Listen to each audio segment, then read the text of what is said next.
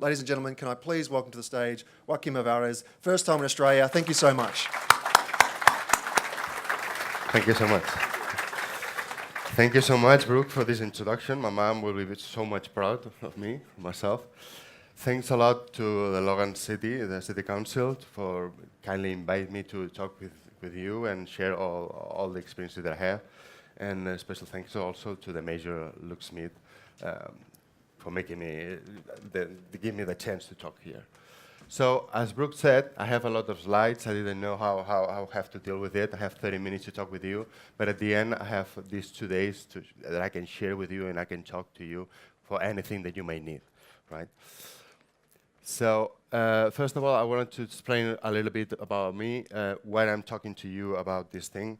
I became developer from the beginning with IT technologies, so I have been from the ground. I know all of what happens with the technology, and I work with Ethos, developing the software for the Olympic Games. Then I worked 8 years as a business developer and project manager for the systems, that it's a branch of Deutsche Telekom. Then I worked for years as a manager for Deloitte, that is a firm of consultancy. And then I got hired for the Barcelona City Council to create and develop the ecosystem of the Barcelona apps for VCN. That is a digital ecosystem that I will talk to you later. And nowadays, I just formed my own company, the Rich Forest, and at the same time, the system told me, please, you have to come back and help us with the digital strategy. So, said that. Innovation. Everybody has a different point of view of what it is innovation. For me, doing innovation is doing new things or putting the things that you already do or do really have knowledge together in a different way, thanks to a change on technology or a change on paradigm. We have been, if you see this slide, you have been 200,000 years being a hunters and gatherers society, 10,000 years being agricultural society, 250 years in the Industrial Revolution, and the last 15 years in a global and digital society. And now it's going exponential thanks to these amazing changes that we have thanks to the technology. Where did ideas come from? The ideas come from 72% of the ideas come from the workers, the people that work in your business.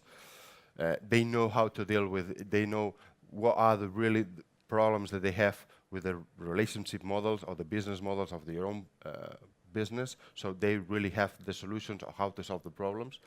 Then we have 20% of regular citizens, and the 8% is of R&D. We cannot see it now because we see here 2 slides at the same time, but anyway. So one of the things that are really important is to bring all the people together, and hackathon is one of the formulas that I use it to do very much in the Barcelona City Council. Hackathon is a competition. It's a competition when you put together people from agriculture, for example, from IT also, designers and business people, and they try to find solutions together, because it's not a question of one person, but it's a question of a different point of view and how you share ideas all together. This is the main thing.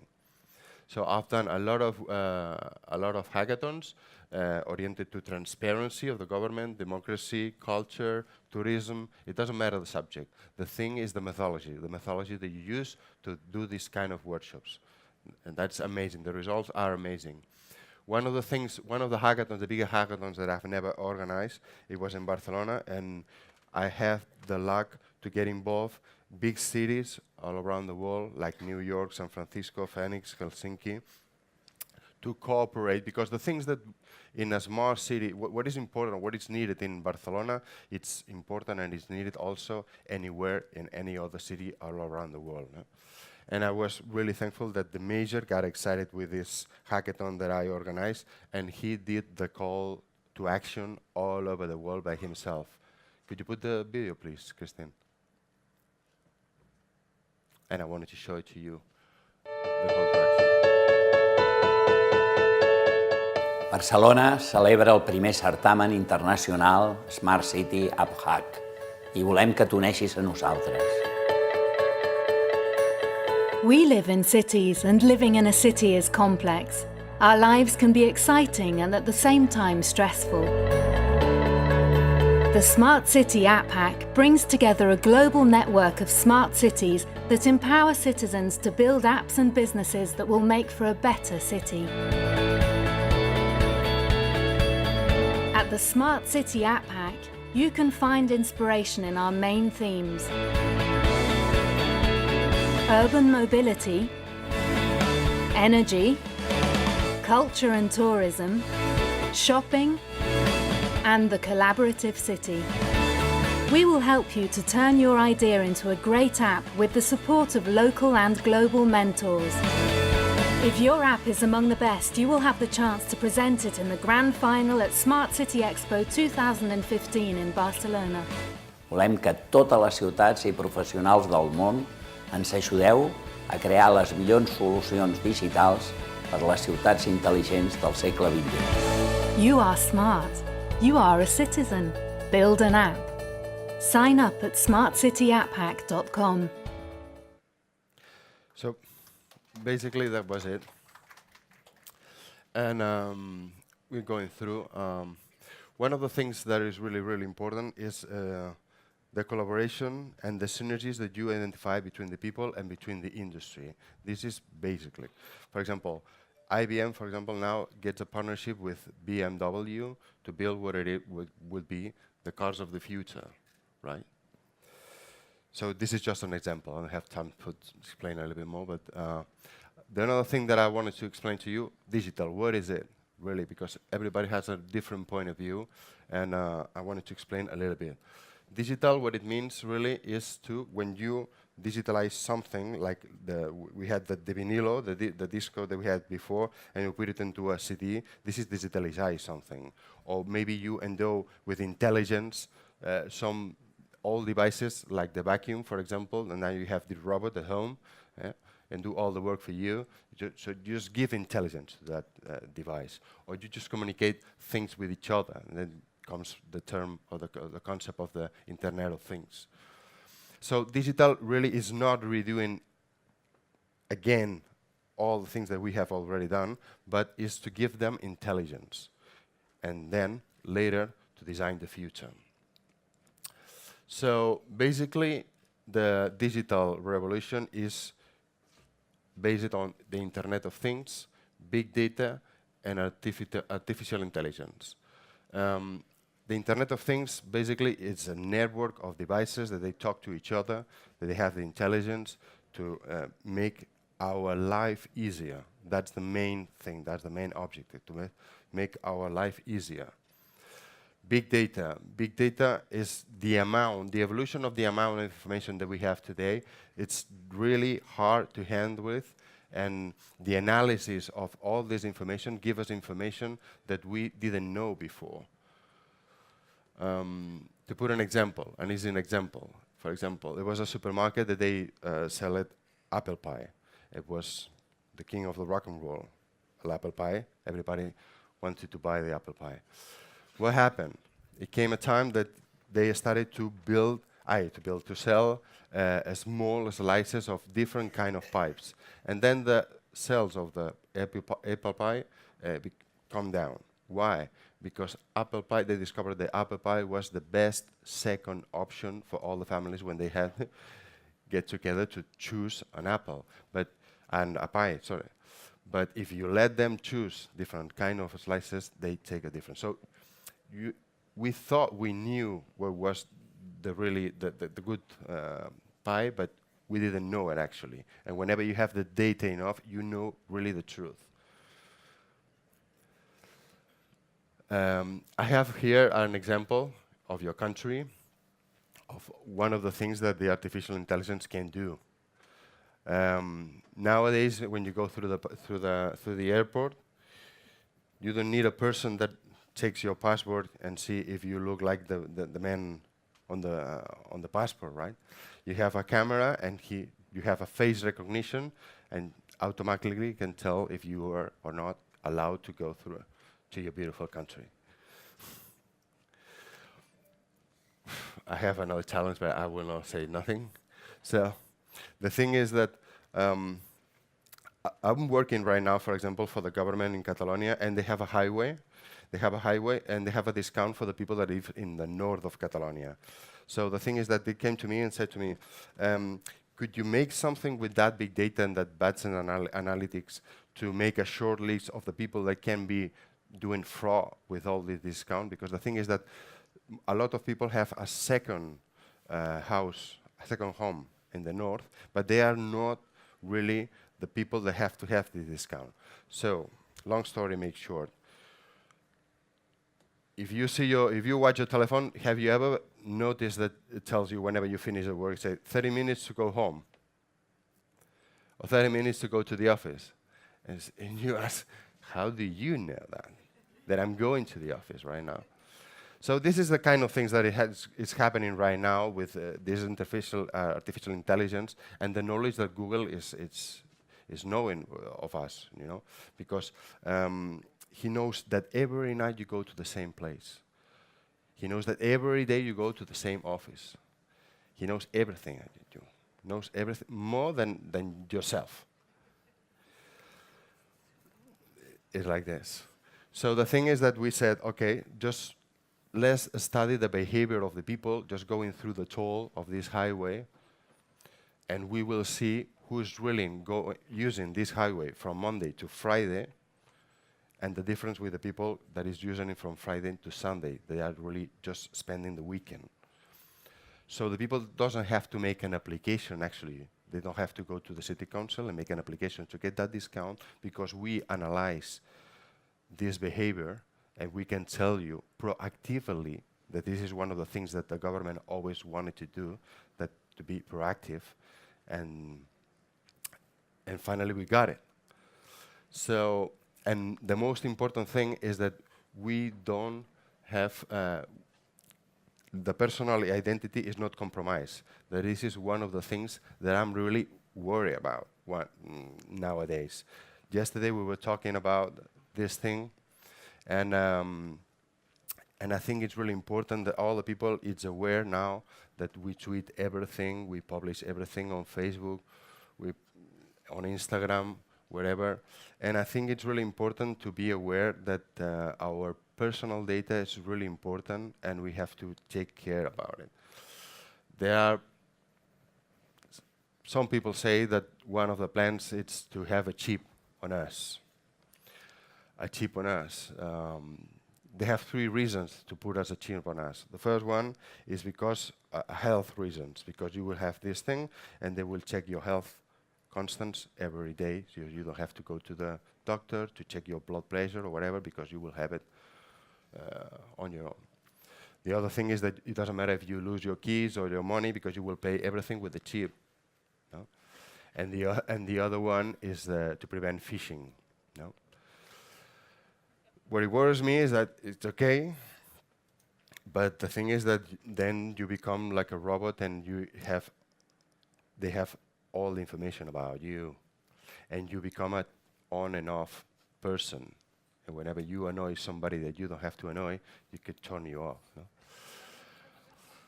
So, I mean, I don't mean to scare you. It was just, sorry. So what is digital transformation? Digital transformation have to be really something visible. It's not evolution, it's not a change. It's really a transformation that have to be visible for the citizens, for the customers, and not worrying about digital transformation. I think this is an image worth more than 1,000 words, no? No, thank you, we are busy, no? No, you're saving time, you're saving money, you're saving energy if you apply all these technologies right now with this relationship with your citizens or with the business of the city. In the next 5 years, the public sector, 77% of the processes in the public sector will be digitalized.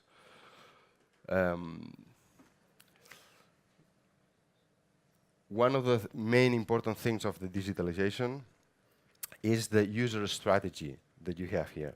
So one of the main things, I have a lot of subjects here, but the main thing is, how do you find the participation of the citizen? How do you involve him in the management of the citizen, of the city, sorry.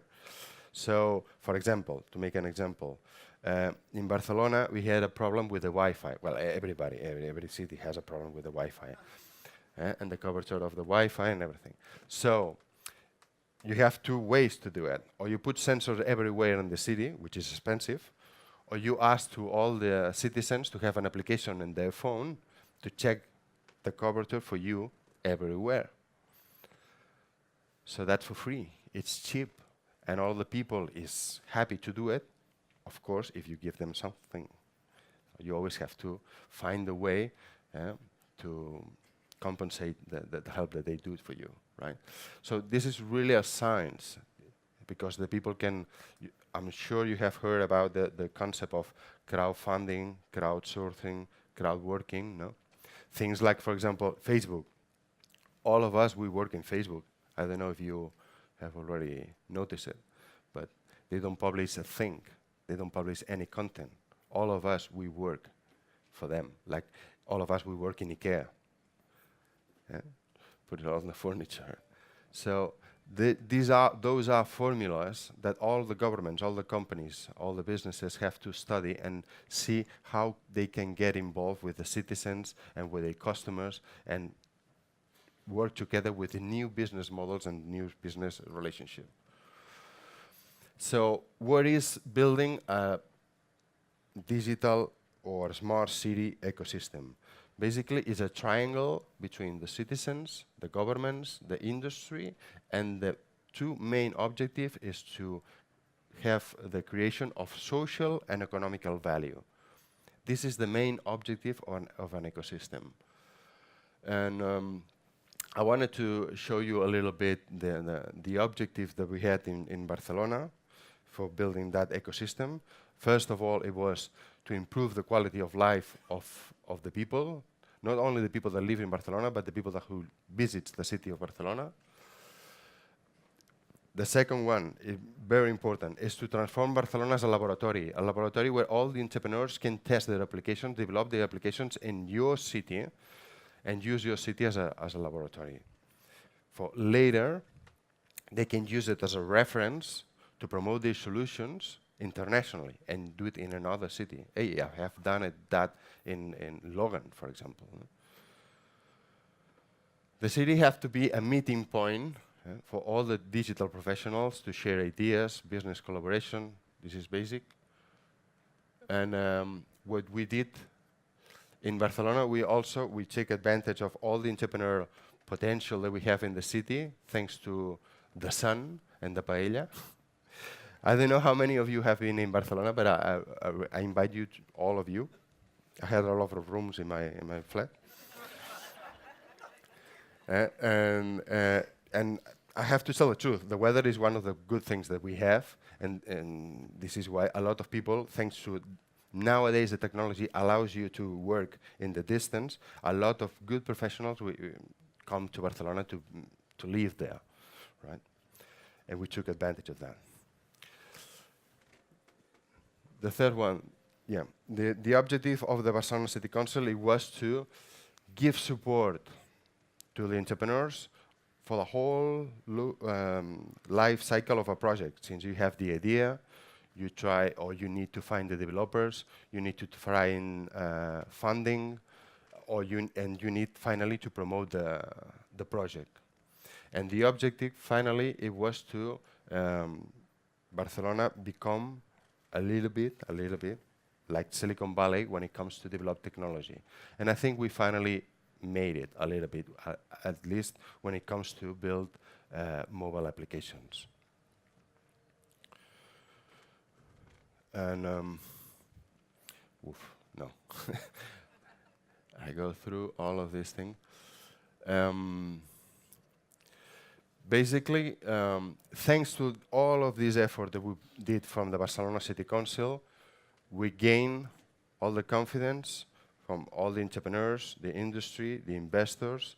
And as you can see in this graphic, you can see the difference, the amount of money that was invested in Spain, but the amount of money that was invested in Barcelona for all the business angels and accelerators, thanks to all this environment, to all this ecosystem, that it was really, really great. The ecosystem was built not only with all these things that I have explained to you, but also with the events like this, that it's crucial, it's key to gain all the confidence of the people. And basically, that's it. I would like to stay here for the next 2 days and explain with you a little bit more quiet. Any doubt that you have or any question that you have, I will be here. More than pleasure to answer all of your questions.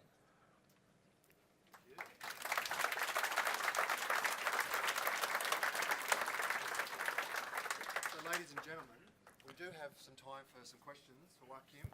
So if people would like to raise their hands, and we'll endeavour to get out a microphone to you. So we'll have about 10 minutes of questions with Joaquim, so please, go for it. Thank you. Do you have a microphone? You have there? One here. Okay.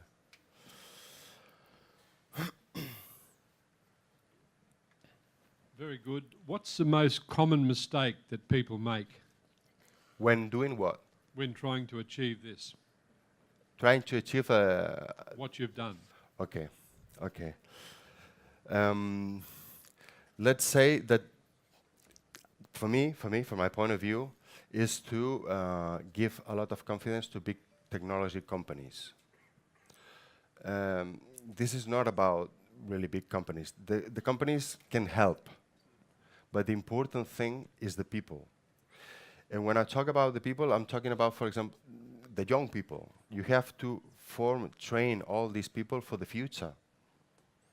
You know, because otherwise it would be bread for today and hungry for tomorrow. That's what they say. We say in Barcelona. I don't know you say it here.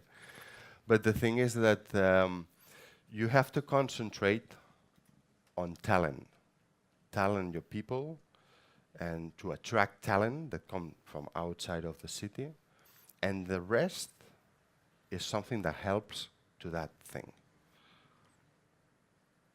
This is what I would say. Yes, sir. I guess my question is in order to facilitate a smart city, what are some of the... Yeah. Hello.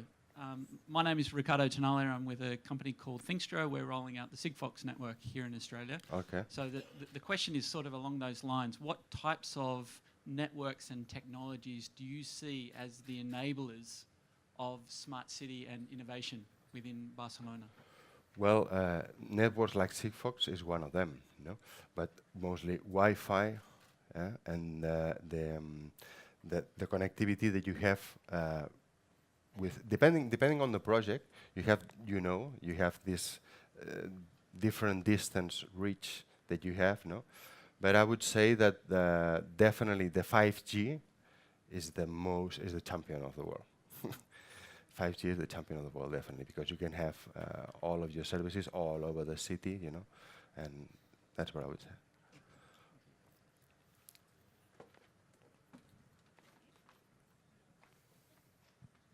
So just on your experience, what is the most popular app amongst the citizens of Barcelona? Oof. The most popular app. This is like saying, who's the most beautiful? Eh? Eh? It can win. It depends, no? If you like blondes or you like browns. Well, to tell the truth, actually, you come out with a lot of things, but basically what it really is successful is when you have all the information what's happening culturally in the city. Because at the end, what we care about is about having fun and relationships. That's the basics that we have. The other thing is, okay, the traffic jam, it's okay. The traffic jam would be another one. Yeah? For example, we made an agreement with Waze. I don't know if you know this application, Waze. Well, it doesn't matter. It's like Google, but it's a big company. And the thing is that you can see the traffic jam, and you as a user, you can tell, hey, we have a problem. And this is an information that you can never get. This is another example of social participation. The people give you information about the traffic jam. And this is something that the city is not able to do. You don't have sensors everywhere, you know. So traffic jam will be one. But definitely social issues is the main main problem, the main thing. What is more important for the Good people? question. Perhaps some questions from down this end of the room. Joaquin, do you want to move down here so Yeah, I'm we can sorry. get some questions from this end and balance it out? There's a gentleman up the back there. Thank you, Okay. sir.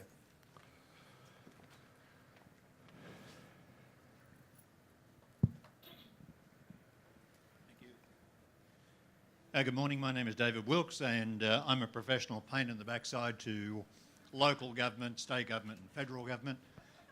In Barcelona, did the local government have incubator spaces, co-working spaces, meeting spaces for the people that were developing these apps? Yeah. Were they put together by the local government or privately funded? The both. We have an organization that is called Barcelona Activa, and that is promoted for the Barcelona City Council. But we not only have this, we have a lot of private investors and private accelerators that put their own offices there. There's a lot of it.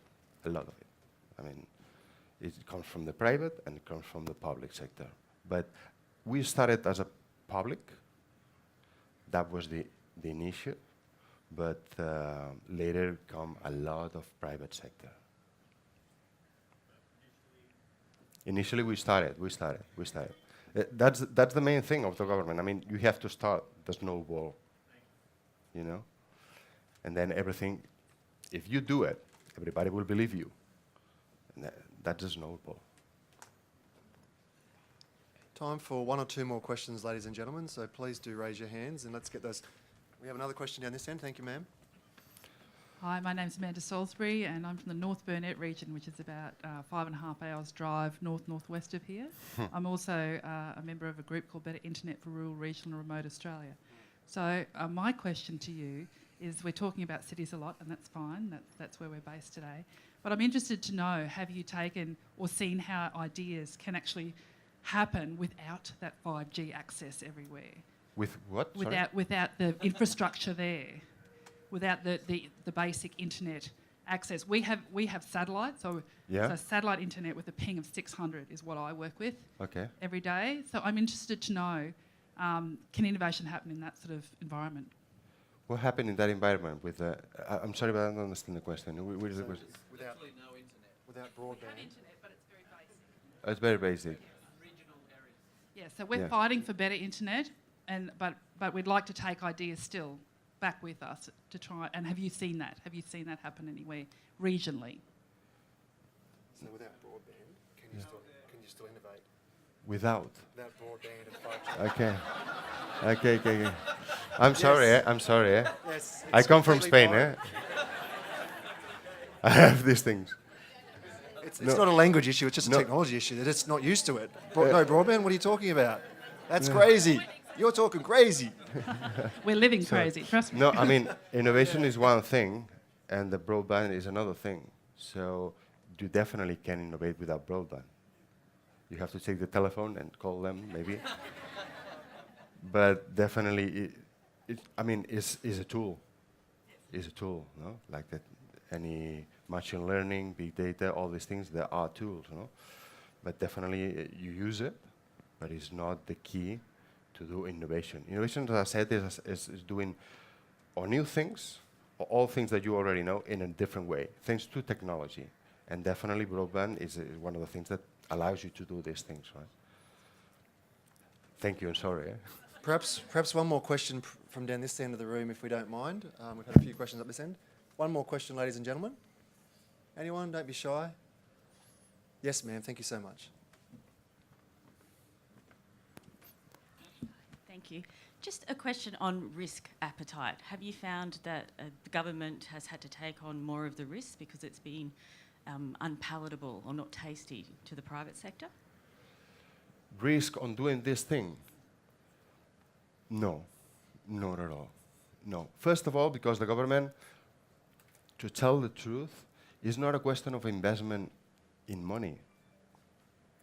It's a question of culture, point of view, and strategy.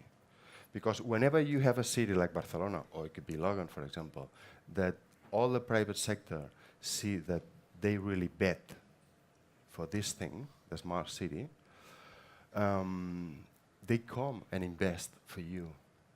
So you're making a party and you put your flat. That's the thing. So it's a good party. It's a good party for It's everyone. a good party. Yeah, definitely. Everybody wants to come to your party. Everybody wants to come to the party of Barcelona, you know? So if you're doing something, everybody will pay for you for the drinks. Where is the risk? Well, you have to clean up everything at the end, right? But no. It's not a question of risk. And actually, this is, I mean, I've been for 20 years in developing software and information technology, and it was expensive. It's not anymore. It's not anymore. It's not risk anymore. For example, this example that I put on the highway, if I talk 10 years before, we had been talking about, oh, you have to put in communication all these organizations to see if they really live in there. Oh, no, and now you don't have to do nothing, just to have to analyze the behavior of the people going through the highway, and then you discover if you're really living up there or not. What is the cost of that? I'm telling you, 100 times cheaper than 10 years ago. So all of the things that we have now, thanks to technology, it make it really, really cheaper. And the risk of it is basically nothing. And when you are as a city, your risk is nothing. You just give the facilities to the people, to the companies, to do events like this, for example, and that's it. Fantastic. Welcome. I think sorry, sir, you might have to just talk to Joaquim in the break. I do want to move on to the next session. Ladies and gentlemen, can you join me in thanking Mr. Joaquim Alvarez, straight from Barcelona, first time in Australia.